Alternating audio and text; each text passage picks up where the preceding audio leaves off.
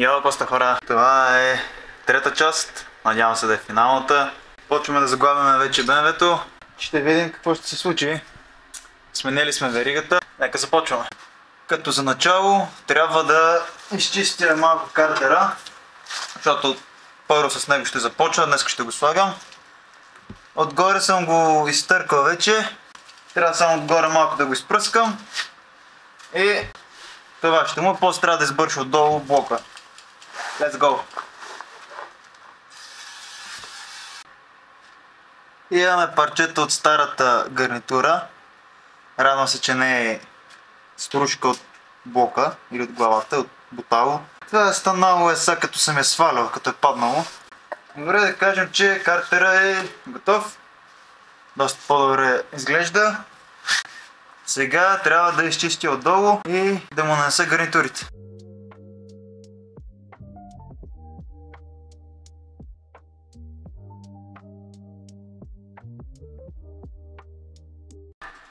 В момента мажеме картера с силикон, специален силикон гарнитура. Вече намазах отдолу по блока. Вие сте видели как го чистя. Намазах го преди малко. В момента мажа самия картер, за да мога да му сложа металната гарнитура. И много хора в момента в коментарите ще ми казват, то не се маже така. Брат, не ме интересува. Просто искам да има, защото ми писна тази кола тече. Окей, вече сложихме картера. На всички болтове му ги напаснахме. Тук са най-гадните. Всичките са стегнати, проверени. Помпата си на мястото вече. Остава само да качиме моста. И долу сме готови. И се молиме да запали тази кола. 3 days later. Така, днес продължаваме. Както виждате, по-топло. Сме по къс ръкав. Честит 8 март на всички дами. Тъй като днес е 8 март. Но това видео най-вероятно ще излезе доста след това. След като сложихме картера, е време да сложим моста и рейката. И после ще, малко по-късно днеска, ще сложим и тампоните на двигателя. Но тъй като сега няма да успеем, тъй като една част от тампона остана горе в лапите и като развия гайката, реално успях само едната гайка да развия, но частта от тампона не иска да излезе. Трябва да измислим нещо да я развием. А от другата страна, понеже няма много място, даже в момента сме напънали двигателя да седи на една страна, за да освободи самата лапа.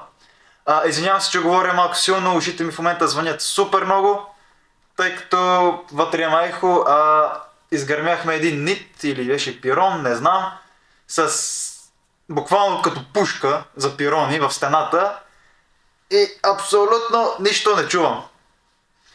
Явно после ще оправим и аудиото. Да, днес слагаме моста, така че let's go! Къде да го повдигне така? Ротинка. Сам. Оп, трябва да се стане така. Чакай само. Не, ето тук държи. Това е реката, май е реката. Ето. Я го. Екстра. Това всеки ти. Само. Да, течи си на мястото. Не се ядосвай. Я върти това, аз ще бутам мостите тук мога. Добре.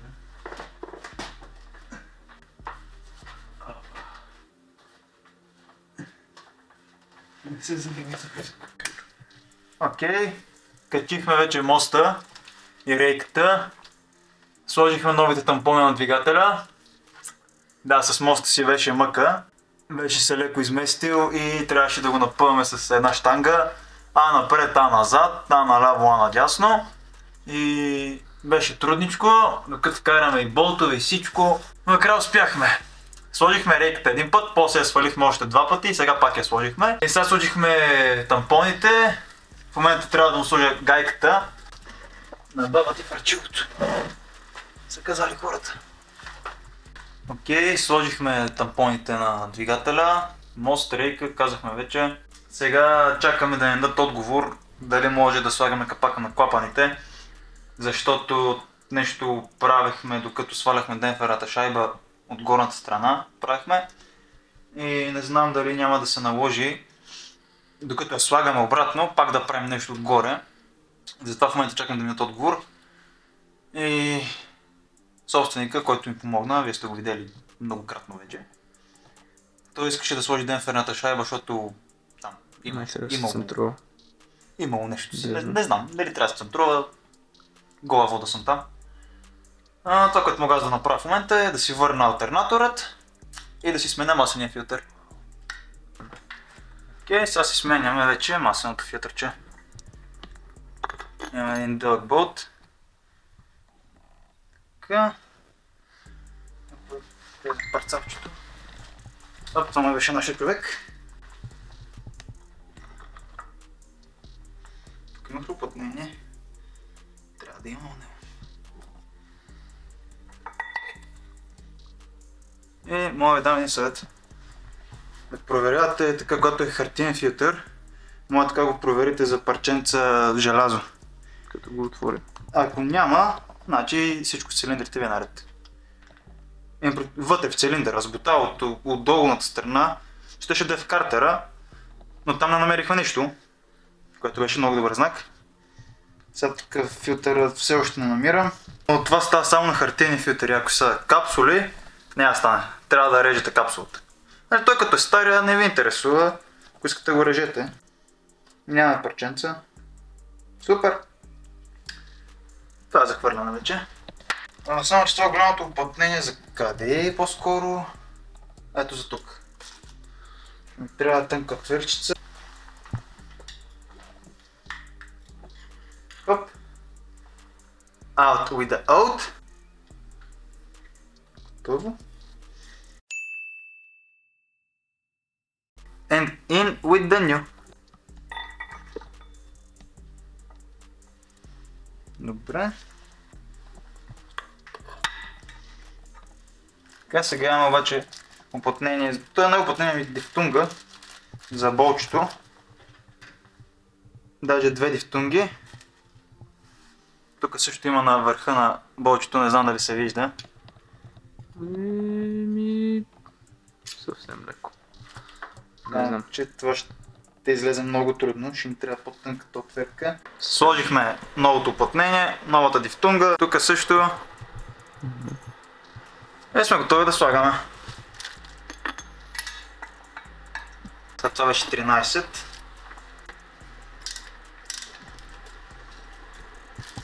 Това че не ми трябва.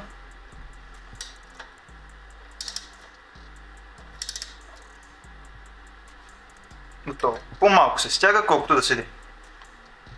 Добре сме, чашката си е влезнала. Всичко е точно. Сега вече може да събираме колата, получихме отговор.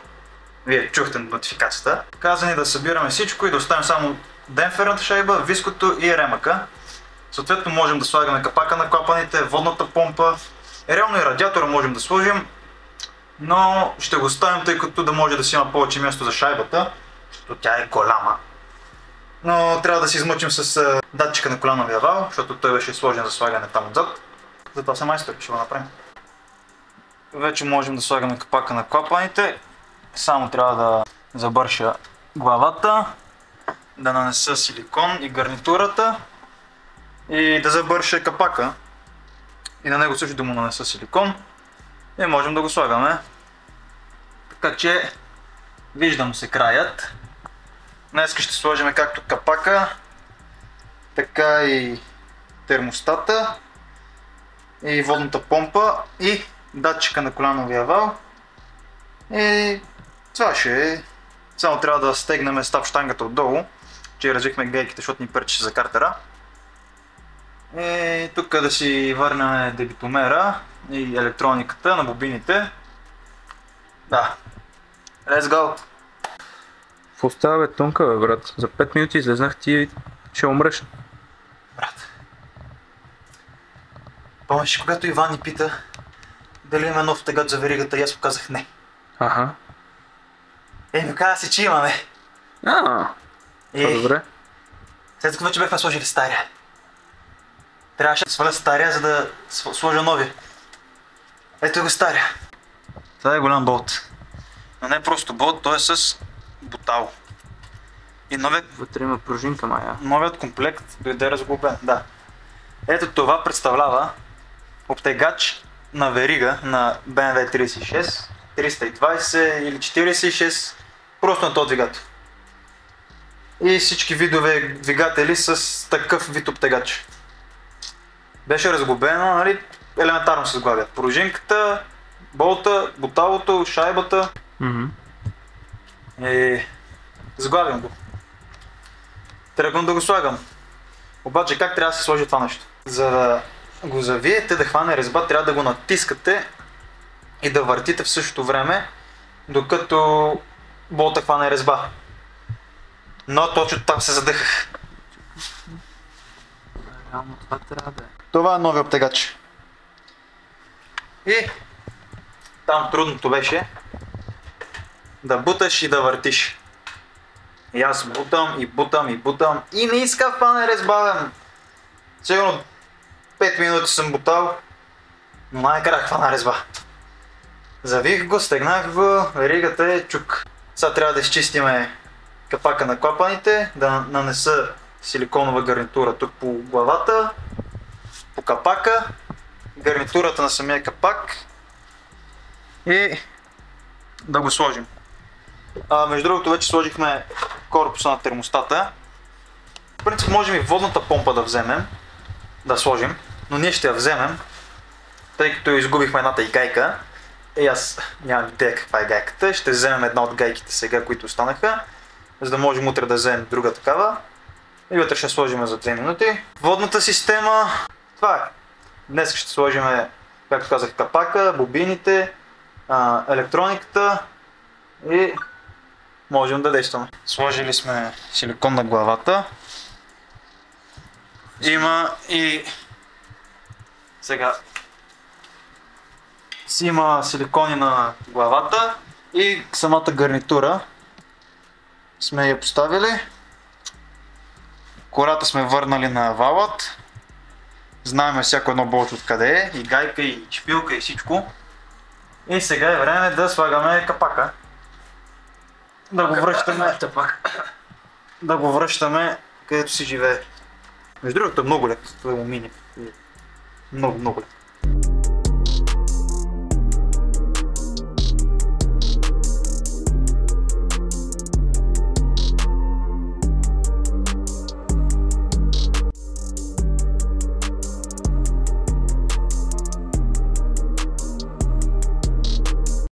Аре, влезни бе да ти е. Ей, пак този болт същия. Сложили сме капака вече. Наредили сме всички болтове. 3 пъти се наложи пак да го сваляме, след като го сложихме един път. Но както и да е. Сега стягаме болтовете, прекарали сме ги. Само ето тук трябва да сложим една жичка.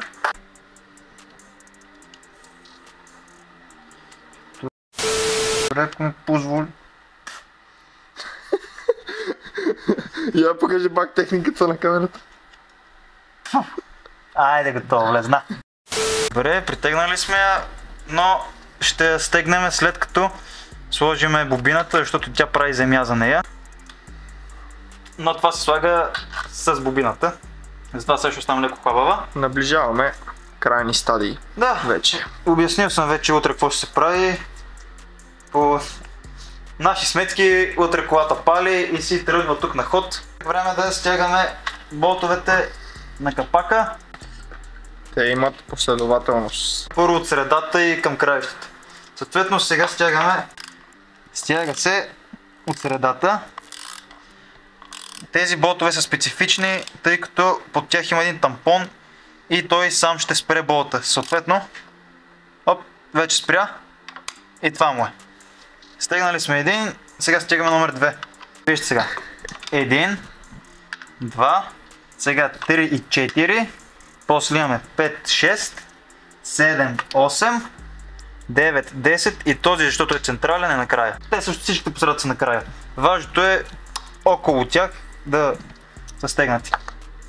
Аз лично мисля, че господин Антонио прави една много добра презентация на това, че да работиш по колата си не са нужни някакви страхотни умения, не са нужни супер много инструменти. Да, място е нужно, особено ако е студено, както е сега, като снимаме тия видеа, но може би някои от вас ще бъдат надъхани да, вместо да ръсят пари по майстори, да се опитат да оправят нещо сами. Както казах, още в първият епизод ще има още от другите предишният всъщност вид видеа. След като приключим колата, това, което правим сега, Амин, утре да приключи и да запали колата. Само да ви кажа, Тонката не е религиозен. След като приключим двигателят, ще има видеа с праговете, трябва да се сложат, гумите, да се монтира климатика е много важно.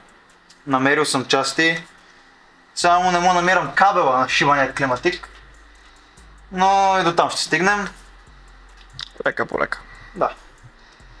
Сега се продължаваме този, претегнахме ли го? Да. И днеска вече може би финалният ден, надявам се. Днеска ще палим колата. Остана да сложим демпферната шайба, радиаторът, виското и пистовия ремък. Реално радиатора можехме още вчера да го сложим, но аз го оставих, за да имам повече място с демпферната шайба. И по всички символи, знаци, симптоми, днес трябва да проработи тази кола.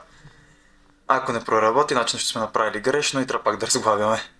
Долу. Първо трябва да се свалим от криковете и да махнем гумите отдолу. Let's go!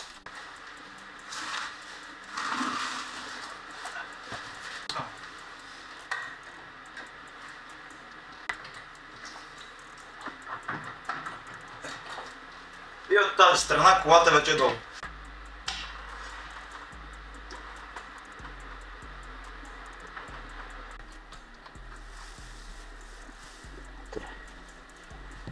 Щотката и какво беше това? 20 ли? 22, да.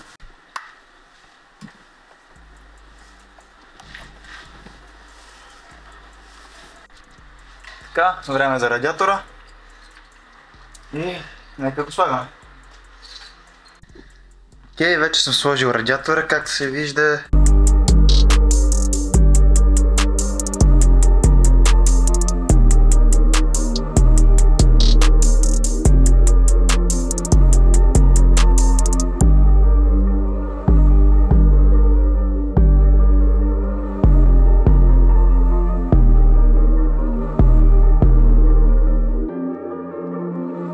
Палим.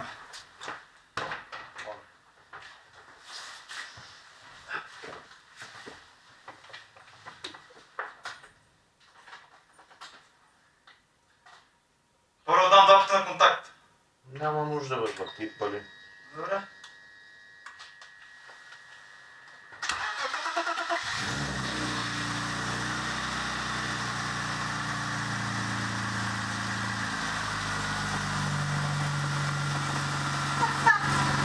Ема тия петровки са едно аз съм... Моята марка! Запали се от първия път, не? Да. Един зъб да я пресакаш, малко напред е малък. Бас. Yes! Окей, колата запали успешно. Сега ми остава само да си събера някои кори, да сложа разпънката и да изчакам собственика на халето да изкара един камион, защото има там. Да мога да изкарам колата. И успешно обслужен двигател. Само трябва да доля още малко масло, защото ме изненада. Много се радвам. Много благодаря на всички ми приятели, които участваха и ми помогнаха за снимането, на Живко, на Криската, на Иван най-вече. Без тях нямаше да успея. С нощи стояхме до 12:30 с Кристиян да слагаме работи. Много благодарности на Fitapir.